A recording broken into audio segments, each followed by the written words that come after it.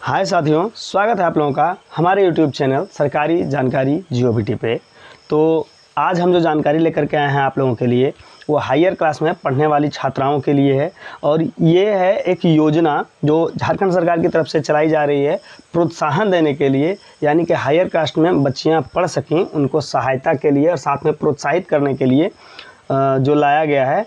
ये है योजना सावित्री बाई फुले किशोरी समृद्धि योजना। तो इस योजना के बारे में हम कुछ जानेंगे डिटेल, और ये फॉर्म कैसे भरा जाता है वो भी हम जानेंगे। इसके लिए आप हमारे चैनल पे लास्ट तक बने रहिए। हमारे वीडियो पे हम बताते हैं आप लोगों को कि सबसे पहले देखिए, जानने का प्रयास करेंगे कि कौन कौन से वर्ष का यहाँ पे दिया हुआ है। तो यहाँ पे 3 सेशन का दिया हुआ है, 22-23, 23-24 और 24-25, ठीक है। और ये तीनों में आप जान सकते हैं कि कौन सी कक्षा की कितनी बच्चियां जो है लाभान्वित हुई हैं, कितनी बालिका। तो अगर हम यहाँ पे सेलेक्ट करते हैं 22-23 जो सबसे शुरुआती है, वहाँ पे बताया जा रहा है कि 8वीं कक्षा में टोटल 1,91,875 बच्चियों को इसका लाभ मिल चुका है अभी तक, ठीक है। लाभान्वित बच्चियां दे रही है। वहीं 9वीं कक्षा में जो है 1,50,614 है। 10वीं कक्षा में है वो 1,43,657 है। 11वीं कक्षा में है वो है 1,09,943 है। 12वीं कक्षा में है 91,080 और सबसे कम है लाभान्वित 18 से 19 वर्ष की बच्चियां, ठीक है। तो कहीं ना कहीं जानकारी के अभाव और उसके बाद शादी हो जाने के बाद थोड़ा सा बहुत सारा रिस्ट्रिक्शन हो जाता है या बहुत सारा असुविधा हो जाता है कि फॉर्म कहीं और से भरा गया है, अब वो कंटिन्यू नहीं कर पाते, जिसके कारण इसमें आते आते कम हो जाता है ये संख्या। तो इसमें है 41,163 टोटल, ठीक है। आप लोग इसको देख सकते हैं, पाई चार्ट से भी समझाने का प्रयास किया है कि कौन सी कक्षा की बच्चियाँ कितने संख्या में फॉर्म को भरी हैं, ठीक है, या इसका बेनिफिट ले चुकी हैं। यहाँ पे दिया हुआ है बेनिफिशियरीज़, ठीक है, यानी कि बेनिफिट जो ले चुकी हैं इस स्कीम का। साथ में यहाँ पे दिया हुआ है जिला वाइज भी कि कौन सा जिला कितना प्रतिशत इसमें भाग ले। हम इसकी डिटेल विवरण में जाएंगे। यहाँ पे बहुत सारा चीज़ दिया हुआ है ऊपर। अगर हम बात करें तो ये इसका आधिकारिक वेबसाइट है, ठीक है। इस वेबसाइट पर कैसे पहुँचना है ये भी हम आपको वीडियो के एंड में बता देंगे, ठीक है। जैसे आप लिखेंगे, चलिए यही बता देते हैं, जैसे आप लिखेंगे सावित्री बाई फुले योजना, आपको अगर कोई भी गूगल सर्च में अगर आप सर्च करिएगा, कोई भी सर्च ब्राउज़र को ओपन करके गूगल सर्च में सर्च करके क्या लिखें, सावित्री बाई फुले योजना, ठीक है। लेकिन ये झारखंड के लिए सर्च करना है, ठीक है। हो सकता है सावित्री बाई फुले योजना और भी राज्य अपना अपना चला रहा हूँ दूसरे तरह से योजना, तो हमको झारखंड के लिए सर्च करना है। तो झारखंड लिख देंगे। जैसे यहाँ पे आएगा सबसे पहले सावित्री बाई फुले किशोरी समृद्धि योजना, गवर्नमेंट ऑफ झारखंड, इसी पे आप क्लिक करिएगा, ठीक है।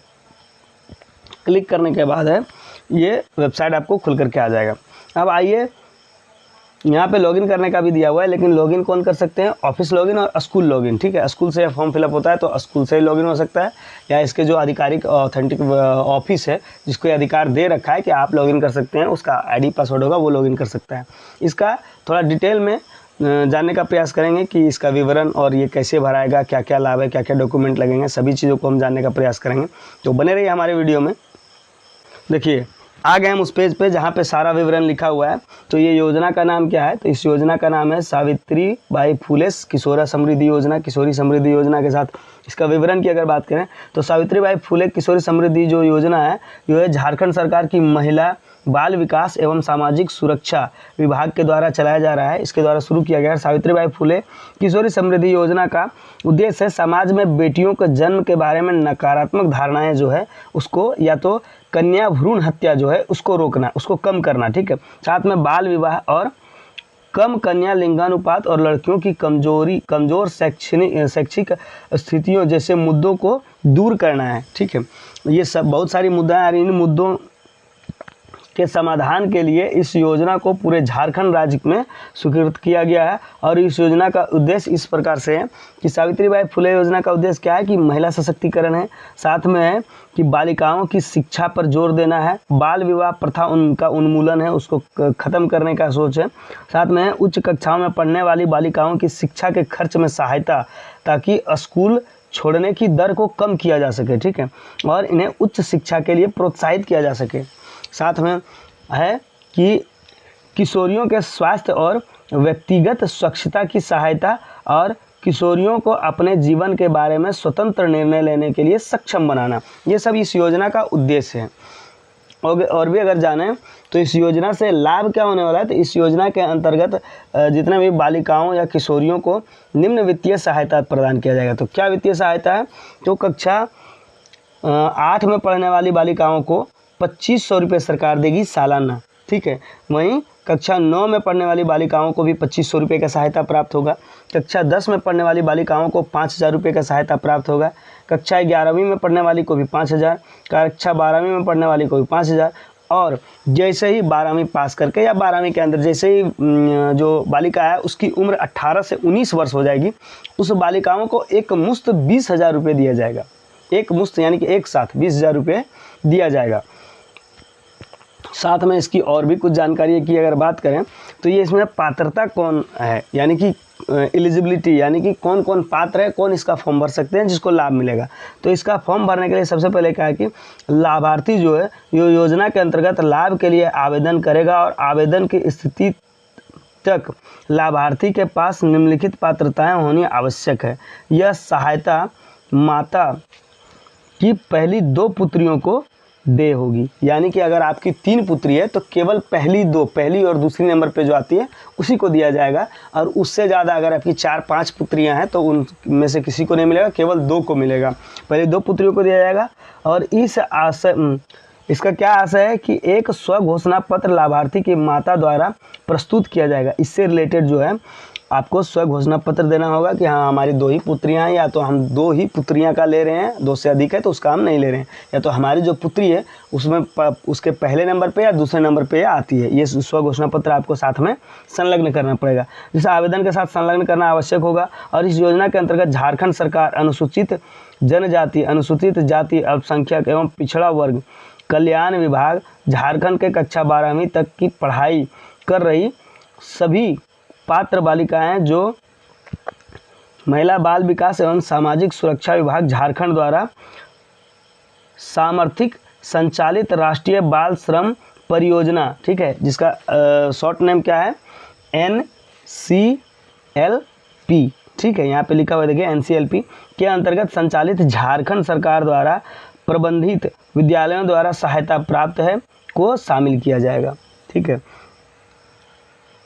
साथ में क्या है कि इस योजना की लाभार्थी वे बालिकाएं होंगी जिनके माता पिता केंद्र सरकार या राज्य सरकार के सार्वजनिक क्षेत्र के उपक्रमों और राज्य सार्वजनिक क्षेत्र के उपक्रमों की अस्थायी रूप से कार्यरत या सेवानिवृत्त नहीं, यानी कि आपके पिता राज्य सरकार में या केंद्र सरकार में सरकारी नौकरी में नहीं होना चाहिए। साथ में कि सार्वजनिक क्षेत्र यानी कि कोई ऐसा भी कंपनी, ठीक है, जो प्राइवेट लिमिटेड कंपनी हो, ठीक है, और वो जो है उसमें अस्थायी रूप से, किस रूप से, अस्थायी रूप से, यानी कैजुअल या तो फिर मौसमी तरह से जो लिया जाता है उस तरह से नहीं, अस्थायी रूप से अगर कार्यरत हैं या सेवानिवृत्त हैं तो आपको इस योजना का लाभ बिल्कुल नहीं दिया जाएगा, नहीं हो। और इन नियोजकताओं से पेंशन, पारिवारिक पेंशन प्राप्त नहीं कर रहे हो, ठीक है, यानी कि आपके पिता या आप पेंशन नहीं ले रहे हो, ये तो बालिका की बात है, तो आपको पेंशन कहाँ से मिलेगा, आपकी माता या पिता इसका पेंशन नहीं ले रहे हो, इनका ये जो बताया गया है केंद्र सरकार में या राज्य सरकार में या सार्वजनिक क्षेत्र में या उपक्रमों में, राज्य में सार्वजनिक क्षेत्र के उपक्रमों तथा स्थायी रूप से कार्यरत नहीं है या इसका पेंशन भी नहीं ले रहे हैं रिटायर होकर के, तब आपको इस योजना का लाभ दिया जाएगा। ले रहे हैं तो नहीं मिलेगा, ठीक है। साथ में क्या है, आवेदक की माता पिता के इस आशय का एक स्वघोषणा पत्र प्रस्तुत करना होगा, यानी ये भी एक स्वघोषणा पत्र आपको संलग्न करना होगा कि हमारे माता पिता जो है केंद्र सरकार या राज्य सरकार या कोई भी सार्वजनिक संस्थान में काम नहीं कर रहे हैं, नियमित रूप से काम, अस्थायी रूप से काम नहीं कर रहे हैं, तो इससे रिलेटेड स्वघोषणा पत्र आपको देना पड़ेगा। साथ में क्या है कि अंतिम किस्त के लिए आवेदन करते समय लाभार्थी की आयु 18-19 वर्ष के बीच होनी चाहिए, ठीक है, यानी कि आपका उम्र 18 या 19 वर्ष होना चाहिए, उससे कम या उससे अधिक हो तो ये जो अंतिम किस्त है जो एक साथ 20,000 मिलता है वो आपको नहीं मिलेगा, ठीक है। साथ में क्या दिया आवेदन की प्रक्रिया, तो ये आवेदन जो है ऑफलाइन होगा, ठीक है, ऑनलाइन का कोई साधन नहीं है। ऑफलाइन क्या होगा, लाभार्थी जो है अपने क्षेत्र में बाल विकास सुविधा का लाभ सीधे या आंगनबाड़ी कार्यकर्ता से उठा सकते हैं, ठीक है, यानी कि आपके क्षेत्र में आंगनबाड़ी कार्यकर्ता है उनके माध्यम से आप इसका लाभ ले सकते हैं। इसका लाभ लेने के लिए आपको आवश्यक दस्तावेज क्या क्या होगा देना होगा, ठीक है। तो ये जो आप इसका लाभ लीजिएगा केवल आंगनबाड़ी से नहीं, आपके जो विद्यालय आप जहाँ पे पढ़ रहे हैं उसके प्रधानाचार्य का भी हस्ताक्षर और मोहर लगेगा, ठीक है। और फॉर्म जो है आप प्राप्त करिएगा, अपने स्कूल में जा कर के भरिएगा, सारा डिटेल जो है भरा जाएगा। उसके बाद हम अगला वीडियो में आपको फॉर्म भी दिखा देंगे कि कैसे कैसे कहाँ क्या भरना है, ठीक है, वो भी बता देंगे हम। अगर आपको ज़रूरत होगा या आपको भरना होगा तो आप कमेंट बॉक्स में कमेंट कर सकते हैं। अभी फ़िलहाल इसका फॉर्म भरा रहा था, ठीक है। तो आप कमेंट बॉक्स में कमेंट कर सकते हैं कि हाँ फॉर्म भरने का भी विधि चाहिए तो हम बता देंगे। और आपको स्कूल के जो प्रधानाचार्य हैं उसका मोहर और हस्ताक्षर लगेगा। साथ में हस्ताक्षर के बाद आप आंगनबाड़ी में सबमिट करिएगा, वहाँ भी आंगनबाड़ी का कोड भराता है, आपके एरिया का आंगनबाड़ी का कोड, और सारा डिटेल भरने के बाद ये जो है वो जमा होता है। जहाँ भी जमा करना है वो आंगनबाड़ी के माध्यम से जमा होगा। आवश्यक दस्तावेज में क्या है, आधार कार्ड लगेगा, ठीक है, निवास प्रमाण पत्र लगेगा, ठीक है, जिसको कहा जाता है निवासीय, ठीक है, स्थानीय कहा जाता है निवास प्रमाण पत्र। और साथ में क्या लगेगा, अंत्योदय कार्ड लगेगा, ठीक है, SECC 2011 के अंतर्गत समावेश प्रमाण पत्र लगेगा, ठीक है। और साथ में विद्यालय नामांकन प्रमाण पत्र लगेगा, आय प्रमाण पत्र या साथ में पासपोर्ट आकार का फ़ोटो लगेगा, ठीक है, और बैंक खाता का विवरण लगेगा। आय प्रमाण पत्र आपके फैमिली मेम्बर में से आपके पिता या माता का सबमिट करना पड़ेगा आपको, और ये सभी डिटेल के बाद ही आप इस फॉर्म को फिलअप कर पाएंगे, ठीक है। तो और भी अगर इसमें डिटेल जानकारी चाहिए तो आप कमेंट बॉक्स में कमेंट करिए कि क्या जानकारी चाहिए। तब तक के लिए हमारे चैनल में लगातार बने रहिए, और चैनल को अगर सब्सक्राइब नहीं किए हैं तो इसी तरह के और भी सरकारी योजनाओं की जानकारी पाने के लिए हमारे चैनल को लाइक करिए, शेयर करिए, सब्सक्राइब करिए। धन्यवाद। जय हिंद।